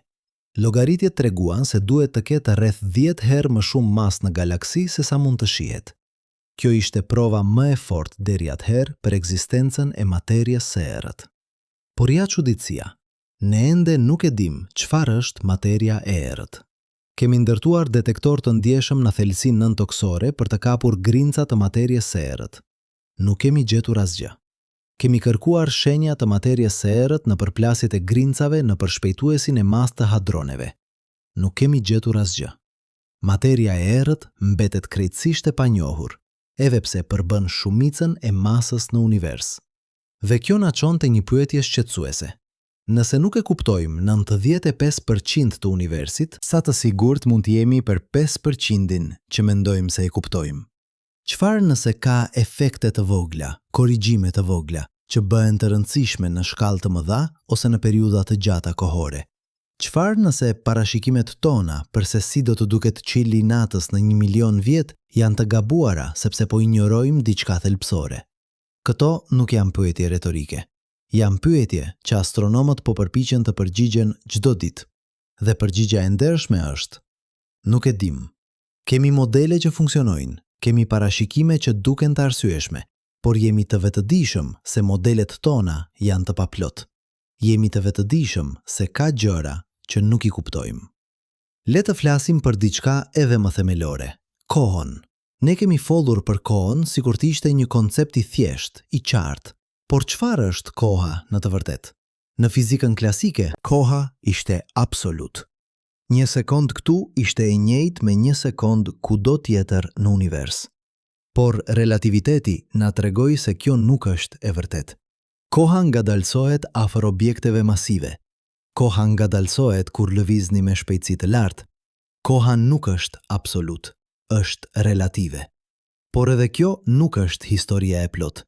Në mekanikën kuantike, koha luan një rol krejtësisht të ndryshëm. Në shkallë kuantike, grimcat mund të ekzistojnë në një superpozicion të gjendjes, duke qenë në shumë vende njëkohësisht derisa të maten. Koha në mekanikën kuantike nuk është e njëjtë si koha në relativitet. Dhe ne ende nuk kemi një teori që i bashkon këto dy pamje të kohës në një tërësi koherente. Kjo do të thotë se kur flasim për 1 milion vjet në të ardhmen ose 5 miliard vjet në të kaluarën, po përdorim një koncept të kohës që e dim se është i paplot. Po supozojmë se koha rrjedh në mënyrë uniforme, se 1 sekond sot është e njëjtë me 1 sekond 1 miliard vjet më parë. Por çfarë ndodh nëse kjo supozim është e gabuar? Çfarë ndodh nëse vetë natyra e kohës ka ndryshuar me kalimin e kohës? Disa fizikanë kanë sugjeruar se në universin shumë të hershëm, menjëherë pas Big Bang, koha mund të ketë funksionuar në mënyrë krejtësisht të ndryshme. Disa kanë sugjeruar se në shkallë shumë të vogla, më të vogla se gjatësia Planck, koha mund të mos jetë e vazhdueshme fare, por e kuantizuar, e përbërë nga atome të vogla kohe. Këto janë spekulime, por janë spekulime serioze të bëra nga fizikanë serioz. Dhe na kujtojnë se edhe konceptet më themelore që marrim si të mirëqena mund të jenë më komplekse se sa duken. Tani, le të kthehemi te yjet. Le të flasim për diçka që e bën paradoksin ton edhe më të thellë. Drita. Ne kemi folur për dritën sikur të ishte një gjë e thjeshtë. Fotone që udhtojnë përmes hapësirës me 300.000 kilometra në sekond, por çfarë është drita në të vërtetë? Në shekullin e 17, Newtoni mendonte se drita ishte e përbërë nga grimca. Në shekullin e 19, eksperimentet treguan se drita silej si një valë.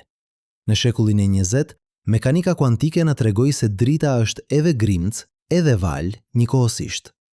Një foton është një objekt kuantik që ka veti të dyjave. Kur nuk po e vëzgoni, sillet si një valë. Kur e matni, sillet si një grimcë. Por edhe kjo nuk është historia e plot. Fotone mund të krijohen dhe të shkatërohen. Mund të zhderohen në çifte grimcësh dhe antigrimcësh. Mund të ndërveprojnë me fushën kuantite të vakumit në mënyra që sfidojnë intuicionin. Drita nuk është një gjë e thjeshtë që udhton përmes hapësirës. Është një fenomen kompleks kuantik që ende nuk e kuptojmë plotësisht. Dhe kjo ka pasoja për paradoksin ton. Kur themi se drita nga Betelgjuse ka udhtuar për 650 vjet për të na arritur, po supozojmë se e kuptojmë se si drita udhton përmes hapësirës. Por çfarë ndodh nëse ka efekte që nuk i kemi marrë parasysh? Çfarë ndodh nëse drita ndërvepron me diçka në hapësirën ndërmjet yjeve në mënyra që nuk i kuptojmë? Në fakt, e dim se drita ndërvepron me hapësirën. Relativiteti i përgjithshëm na tregon se drita përkulet nga gravitacioni. Kur drita kalon afër një objekti masiv, si një ëll ose një vrim e zezë, rruga e saj përkulet. Ky efekt quhet lente gravitacionale dhe është përdorur për të zbuluar objekte të largëta që ndryshe do të ishin të padukshme. Por ka edhe efekte më të vogla.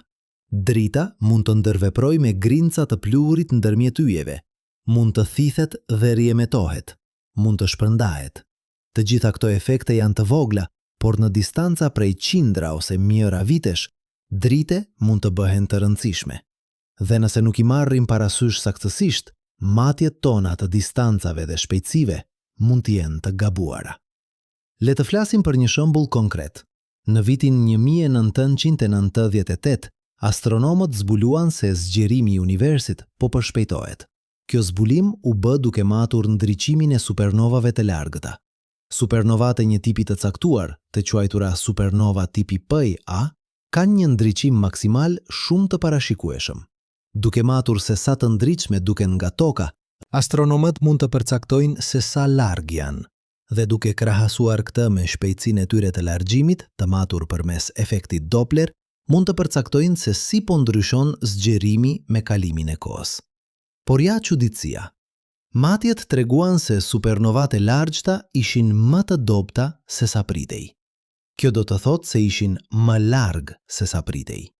Kjo do të thotë se zgjerimi i universit po përshpejtohet, dhe kjo do të thotë se duhet të ketë një forcë e panjohur, energjia e errët, që po shtyn galaksi më larg nga njëra tjetra. Por çfarë ndodh nëse interpretimi ynë është i gabuar? Çfarë ndodh nëse supernovat e largjta janë më të dobta, jo sepse janë më larg, por sepse drita e tyre ka ndërvepruar me diçka në hapësirën ndërmjet në mënyra që nuk i kuptojmë? Çfarë ndodh nëse nuk ka energji të errët fare, por thjesht kuptimi ynë i dritës ose i gravitacionit është i paplot? Këto nuk janë pyetje të çmendura, janë pyetje që disa fizikanë po i bëjnë seriozisht.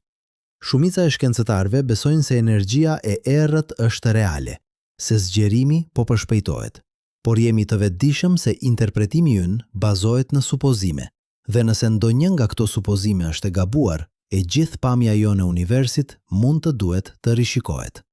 Le të bëjmë një hap prapa dhe të shohim pamjen e madhe. Ne kemi ndërtuar një model të jashtëzakonshëm të universit. Një model që shpjegon pse QLI natës duket i palvishëm, edhe pse gjithçka po lëviz me shpejtësi të jashtëzakonshme. Një model që përfshin distanca të pabesueshme, shkallë kohore që e tejkalojnë imagjinatën, lëvizje kolektive, zgjerim të hapësirës, relativitet të kohës. Është një model i bukur, elegant, I mbështetur nga miliarda vëzhgjime. por është gjithashtu një model i ndërtuar nga qenie që kanë ekzistuar për më pak se 1 milion vjet, në një univers që është 14 miliard vjet i vjetër. Një model i ndërtuar nga qenie që mund të vëzhgojnë vetëm një fraksion të vogël të spektrit elektromagnetik, që mund të matë vetëm 5% të masës së universit, që nuk e kuptojnë natyrën themelore të kohës, hapësirës, materjes ose energjisë. Kjo nuk do të thotë se modeli ynë është i gabuar. Do të thotë se është i paplot. Është një harta, jo territori. Dhe si çdo hartë, është një thjeshtësim i realitetit, një përfaqësim që kap disa aspekte të së vërtetës, por jo të gjitha. Le të kthehemi te pyetja jonë filestare një herë të fundit. Pse nëse universi po lëviz me 800.000 km/h, Shohim të njëjtë atje? Tani e dim përgjigjen. sepse distancat janë të jashtëzakonshme, sepse shkallët kohore janë përtej përvojës njerëzore, sepse po lëvizim së bashku me yjet përreth nesh, sepse perceptimi ynë është i kufizuar, sepse hapësira vet po zgjerohet në mënyra që e bëjnë lëvizjen lokale të përrëndësishme, sepse koha dhe hapësira janë më komplekse se sa duken. Por ka edhe një përgjigje tjetër, më e thellë. Shohim të njëjtë atje sepse jemi të vegjël, jo vetëm fizikisht, por konceptualisht. Jemi qenie që kanë evoluar për të kuptuar një botë në shkallën e metrave dhe sekondave. Kur përpiqemi të kuptojmë një univers në shkallën e miliarda viteve drite dhe miliarda viteve, po shtrim mendet tona për te kufive të tyre natyror. Po përdorim metafora, analogji, modele matematikore për të kapur diçka që është thelbësisht për te i përvojës son të drejt për drejt. Dhe megjithatë, e bëjmë. Kjo është triumfi i shkencës. Jo se kemi të gjitha përgjigjet, Por se kemi mësuar të bëjmë pyetjet e duhura. kemi mësuar të pranojmë ignorancën tonë. Kemi mësuar të ndërtojmë modele që mund të testohen, që mund të përmirësohen, që mund të zëvendësohen kur zbulohen prova të reja. Çdo natë, kur shikoni lart në qiell, po shihni një paradoks. Po shihni një univers që duket i palvishëm, por që në realitet është në lëvizje të vazhdueshme. Po shihni yje që duken të pranishëm, por që në realitet janë në të kaluarën. Po shihni një qiell që duket i thjesht, por që në realitet është jashtëzakonisht kompleks. Por më e rëndësishmja, po shihni një dritare në kufizimet tona. Një kujtesë se perceptimi ynë i realitetit është thellësisht i kufizuar nga shkallët në të cilat operojmë, nga instrumentet që kemi, nga konceptet që kemi zhvilluar.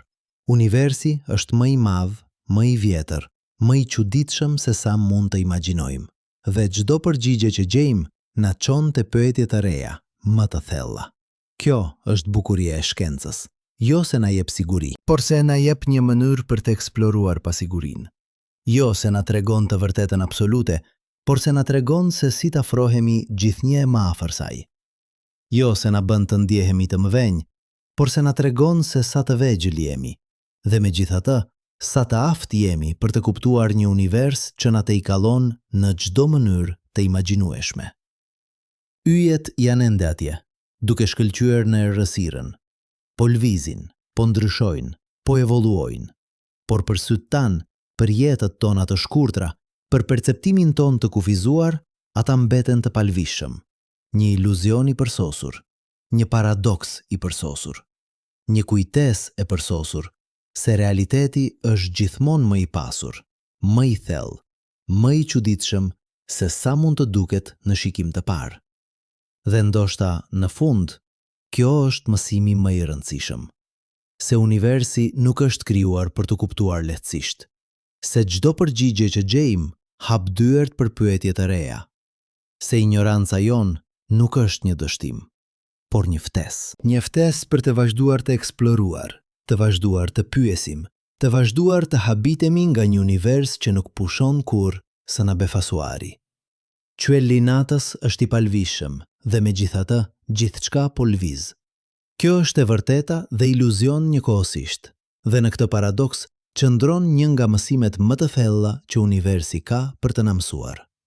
Por tani, në këtë moment, le të bëjmë diçka të çuditshme.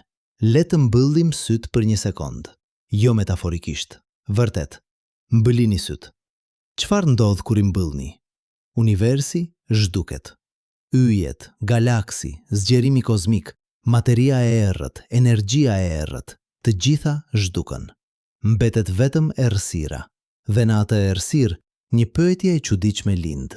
A ekziston universi kur nuk po e vëzgoni? Kjo t'ingëllon si një pyetje filozofike e kotë. Sigurisht që universi ekziston pavarësisht nga ne. Yjet ishin atje miliarda vjet para se njerëzimi të shfaqej. Do t'jenë atje miliarda vjet pas që të zhdukem. Por ja ku bëhet interesante. Mekanika kuantike, teoria më e suksesshme që kemi për të përshkruar realitetin në shkallë fundamentale, na tregon se akti I vëzhgjimit ndryshon atë që po vëzhgohet. Në eksperimentin e famshëm të dyfisht të qarjes, një foton mund të kalojë përmes dy qarjeve njëkohësisht kur nuk po e vëzhgoni. Por në momentin që vendosni një detektor për të parë se përmes cilit qarje kalon, fotoni vendos të kalojë përmes vetëm njërit. Akti I matjes krijon realitetin që po matni. Para matjes, fotoni ekziston në një superpozicion të gjendjes, duke qenë në të dy vendet njëkohësisht. Pas matjes, është në një vend. Tani, shumica e fizikanëve do të thonë se ky efekt është I kufizuar në shkallë kuantike. Se në shkallën e yjeve dhe galaksive, objektet kanë pozicione të përcaktuara pavarësisht në vëzhgjimi ynë. Por a jemi të sigurt? Çfarë ndodh nëse dallimi midis shkallës kuantike dhe shkallës klasike nuk është aq I qartë sa mendojmë? Disa interpretues të mekanikës kuantike, si interpretimi I shumë botëve, sugjerojnë se çdo matje krijon një ndarje të universit. Kur matni se përmes cilit qarje kalon fotoni, universi ndahet në dy versione. Në njërin, fotoni kaloi përmes qarjes së majt, në tjetrin, përmes asaj të djathtë. Të dyja versionet janë njësoj real, por ju përjetoni vetëm njërin. Nëse kjo është e vërtet, atëherë çdo herë që shikoni një yll në qiellin e natës, po krijoni një version të universit ku ai yll është në atë pozicion të saktë. Në një version tjetër të universit, një version që nuk mund ta aksesoni, ylli mund të jetë në një pozicion pak të ndryshëm. Realiteti nuk është një gjë e vetme, objektive. Është një koleksion I pafund versionesh dhe ju përjetoni vetëm një rrugë të vetme përmes këtij pejzazi të pafund mundësish. Kjo t'ingëllon si shkencë fantazi, por është një interpretim serioz I mekanikës kuantike I propozuar nga fizikanë serioz. Dhe na kujton se edhe pyetjet më themelore, si a ekziston universi pavarësisht nga ne, nuk kanë përgjigje të thjeshta. Le të shkojmë edhe më thellë. Le të flasim për diçka që shkenca rrallë prek. Ndërgjegjen. Ju jeni duke lecuar këto fjalë. Ka një përvojë subjektive të qenit ju. Filozofat e quajnë këtë problemi I vështirë I ndërgjegjes. Si krijohet përvoja subjektive nga materia objektive? Si krijohet ndjenja e të qenit nga atomet dhe molekulat? Ne e dim se truri juaj është një makinë biologjike, 100 miliard neurone, se cila e lidhur me mijëra të tjera, duke shkëmbyer sinjale elektrike dhe kimike. Kur shikoni një yll, fotone godasin në retinën tuaj, duke shkaktuar një kaskadë reaksionesh kimike që përfundimisht krijon sinjale elektrike që udhtojnë në trurin tuaj. Këto sinjale përpunohen nga rajone të ndryshme të trurit, duke krijuar një përfaqësim të yllit. Por ja çuditësia, ky përfaqësim nuk është ylli. Është një model I ndërtuar nga truri juaj. Dhe megjithatë, kur e shikoni, keni përvojën e të parit të illit, jo të parit të një modeli. Truri juaj po ju mashtron, duke ju bërë të besoni se po shihni realitetin drejt për drejt, kur në fakt po shihni një interpretim shumë të përpunuar të sinjaleve që vijnë nga sytë tuaj. Dhe kjo ngrej një pyetje shqetësuese. Nëse perceptimi ynë I yjeve është një iluzion I krijuar nga truri, çfarë tjetër është iluzion? Koha? Hapësira? shkaku dhe pasoja? Vetë ndjenja e të qenit një unë i veçantë? Disa filozofë dhe shkencëtar kanë sugjeruar se ndërgjegja nuk është një produkt i trurit, por një aspekt fundamental i universit, si masa ose energjia. Në këtë pamje, çdo gjë në univers ka një shkallë të ndërgjegjes, nga atomet te yjet te galaksi. Truri njerëzor nuk krijon ndërgjegjen, por e përqendron atë, e organizon atë në një formë komplekse. Kjo tingëllon mistike, por ka fizikanë që e marrin seriozisht. Disa interpretues të mekanikës kuantike sugjerojnë se ndërgjegja luan një rol në kolapsimin e funksionit të valës, në shndërrimin e mundësive kuantike në realitet aktual.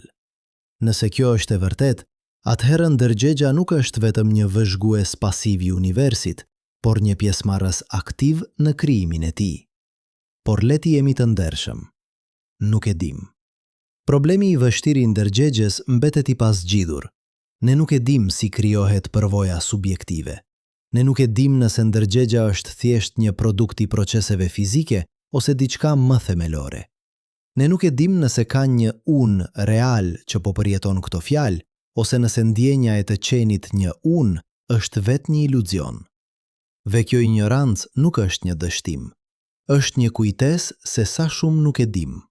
Është një kujtesë se universi është më i thellë, më i çuditshëm, më misterioz se sa mund të imagjinojmë.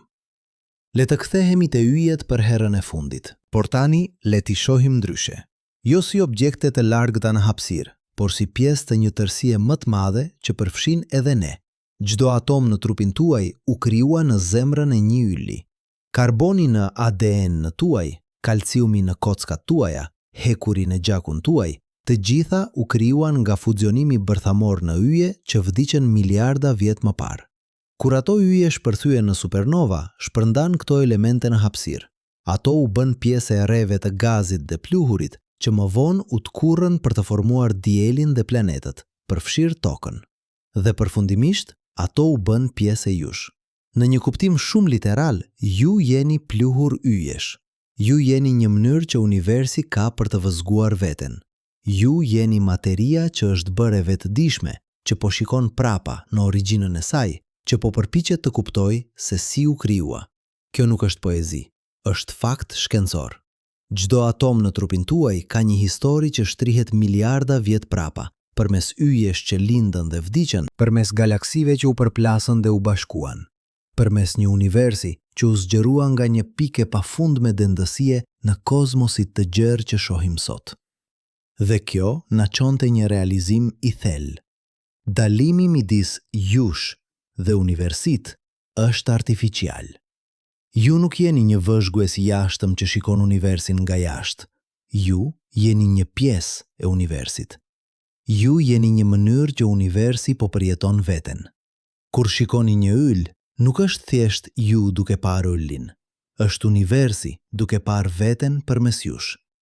Është materia që u krijua në Big Bang, që u organizua në yje, që u shpërnda në hapësirë, që u riorganizua në planete dhe jetë dhe tru, duke shikuar prapa në materien që ende është në formën e yjeve. Kjo perspektive ndryshon gjithçka. Paradoksi i qiellit të palëvishëm të natës nuk është më vetëm një pyetje për distancën dhe kohën.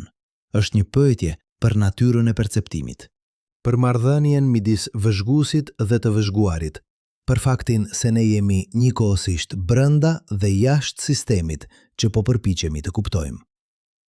Le të kthehemi te momenti ku filluam. Ju, duke lecuar këto fjalë, duke lëvizur përmes hapësirës me shpejtësi marramantse. Toka duke u rrotulluar me 1650 km/h. Planeti duke u rrotulluar rreth diellit me 170.000 km/h. Sistemi diellor duke fluturuar përmes galaksisë me 850.000 km/h. Via Laktea duke u shpërthyer drejt Virgo me 2.400.000 km/h. Por tani e kuptoni pse nuk e ndjeni këtë lëvizje. Jo vetëm sepse distancat janë të mëdha dhe shkallët kohore të gjata, por sepse ju jeni pjesë e lëvizjes. Ju nuk po lëvizni përmes universit. Ju jeni universi duke u lëvizur. Dhe yjet? Ato ende janë atje, duke shkëlqyer në errësirën, ende duken të palvishme. Por tani e dini se kjo palvishmëri është një iluzion, i krijuar nga shkallët e hapësirës dhe kohës, nga kufizimet e perceptimit tuaj, nga fakti se po lvizni së bashku me ta në një vallëzim kozmik që shtrihet miliarda vjet. Por ka diçka më të thellë këtu, diçka që shkenca nuk mund ta prek plotësisht, por që filozofia dhe poezia kanë përpjekur të kapin për mijëra vjet. Fakti se ne, qenie të vogla në një planet të vogël, rreth një ylli mesatar në një galaksi mesatare, jemi në gjendje të kuptojmë këtë. Jemi në gjendje të masim distancat deri te yjet. Jemi në gjendje të llogarisim shpejtësitë e tyre. Jemi në gjendje të parashikojmë se si do të duket qielli i natës në 1.000.000 vjet. Kjo aftësi është e jashtëzakonshme. Truri njerëzor, një organ që peshon rreth 1 kilogram e gjysmë, i përbër nda 100 miliard neurone, është në gjendje të kuptojë një univers që është 14 miliard vjet i vjetër dhe 93 miliard vjet drite në diametër. Është në gjendje të kuptojë koncepte si zgjerimi i hapësirës, relativiteti i kohës, mekanika kuantike, që janë krejtësisht përtej përvojës së përditshme. Si është e mundur kjo? Si është e mundur që një organ që evoluoi për të ndihmuar paraardhësit tanë të gjejnë ushqim dhe të shmangin grabitçarët, është në gjendje të kuptojë ligjet fundamentale të universit. Disa shkencëtar thonë se është, sepse ligjet e fizikës janë të njëjta kudo. Truri që evoluoi për të kuptuar lëvizjen e një guri të hedhur mund të përdorë të njëjtat parime për të kuptuar lëvizjen e planetëve. Matematika që përshkruan rënien e një molle përshkruan gjithashtu orbitën e hënës. Por kjo nuk e shpjegon plotësisht, sepse ne nuk jemi vetëm duke zbuluar ligje që tashmë ekzistojnë. Jemi duke krijuar modele, metafora, koncepte që na lejojnë të mendojmë për gjëra që janë përtej përvojës sonë të drejt për drejt. Jemi duke zgjeruar mendjet tona përtej kufive të tyre natyror. Dhe kjo është ndoshta arritja më e madhe e njerëzimit. Jo se kemi zbuluar të vërtetën absolute për universin, por se kemi mësuar të bëjmë pyetje që na çojnë përtej vetes. Kemi mësuar të pranojmë se perceptimi ynë është i kufizuar, por se mund të ndërtojmë instrumente dhe teori që na lejojnë të shohim përtej këtyre kufizimeve. Kemi mësuar të jemi të habitur. Dhe habia është qelsi, jo arroganca e të menduarit se e dim gjithçka, jo nihilizmi i të menduarit se nuk mund të dim asgjë, por habia e të qenit në një univers që është më i madh, më i vjetër, më i çuditshëm se sa mund të imagjinojmë, dhe megjithatë të jesh në gjendje të kuptosh një pjesë të vogël të tij. Çdo natë kur shikoni lart në qiell, po shihni një mister. Yje që duken të palevishme, por që po lëvizin me shpejtësi të jashtëzakonshme. Një univers që duket statik, por që është në transformim të vazhdueshëm. Një realitet që duket i thjeshtë, por që është jashtëzakonisht kompleks. Por më e rëndësishmja, po shihni një ftesë. Një ftesë për të vazhduar të pyesim, të vazhduar të eksploruar, të vazhduar të habitemi. Sepse çdo përgjigje që gjejmë hap dyert për pyetje të reja.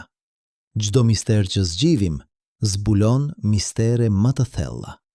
Ne nuk e dim çfarë është materia e errët. Nuk e dim çfarë është energjia e errët. Nuk e dim si krijohet ndërgjegja. Nuk e dim nëse ka jetë të tjerë në univers. Nuk e dim çfarë ndodhi para Big Bang, ose nëse kjo pyetje ka kuptim. Nuk e dim nëse universi ynë është i vetmi, ose nëse ka një multivers i pafund universish të tjera. Por e dim këtë. Jemi pjesë e diçkaje të jashtëzakonshme. Jemi materia që është bërë e vetëdijshme. Jemi një mënyrë që universi po përjeton veten.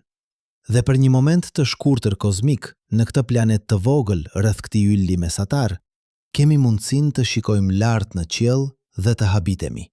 Yjet janë ende atje. Po shkëlqejnë si kanë shkëlqyer për miliarda vjet.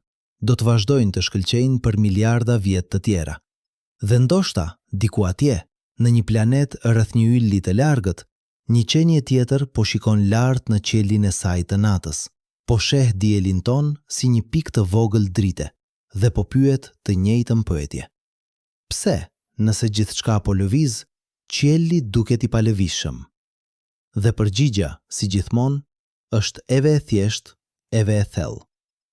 Sepse jemi të vegjël, sepse jemi të shkurtër, sepse jemi të kufizuar. Por gjithashtu, sepse jemi të jashtëzakonshëm, sepse mund të pyesim, sepse mund të habitemi, sepse mund të kuptojmë, edhe nëse vetëm pak, Një univers që na tejkalon në çdo mënyrë të imagjinueshme. qielli I natës është I palëvishëm dhe megjithatë gjithçka po lviz. Kjo është e vërteta dhe iluzion njëkohësisht, dhe në këtë paradoks qëndron një nga mësimet më të thella që universi ka për të na mësuar, se realiteti është gjithmonë më I pasur se sa perceptimi ynë I tij, se çdo përgjigje hap dyert për pyetje të reja, se ignoranca jon nuk është një dështim, por një ftesë për të vazhduar të eksploruar, të vazhduar të pyesim, të vazhduar të habitemi. Dhe ndoshta në fund, kjo është gjoja më e rëndësishme që mund të mësojmë nga yjet e palëvishëm. Se universi nuk është krijuar për të kuptuar lehtësisht, por se çdo përpjekje për ta kuptuar na bën më të plot, më të lidhur me kozmosit të madh që na rrethon dhe që jemi pjesë e tij. Shikoni lart, yjet janë ende atje. Dhe do të jenë gjithmonë një mister, një ftesë, Një kujtesë se jemi të vegjël dhe megjithatë të jashtëzakonshëm, të kufizuar dhe megjithatë të pafund në aftësinë tonë për të habitur.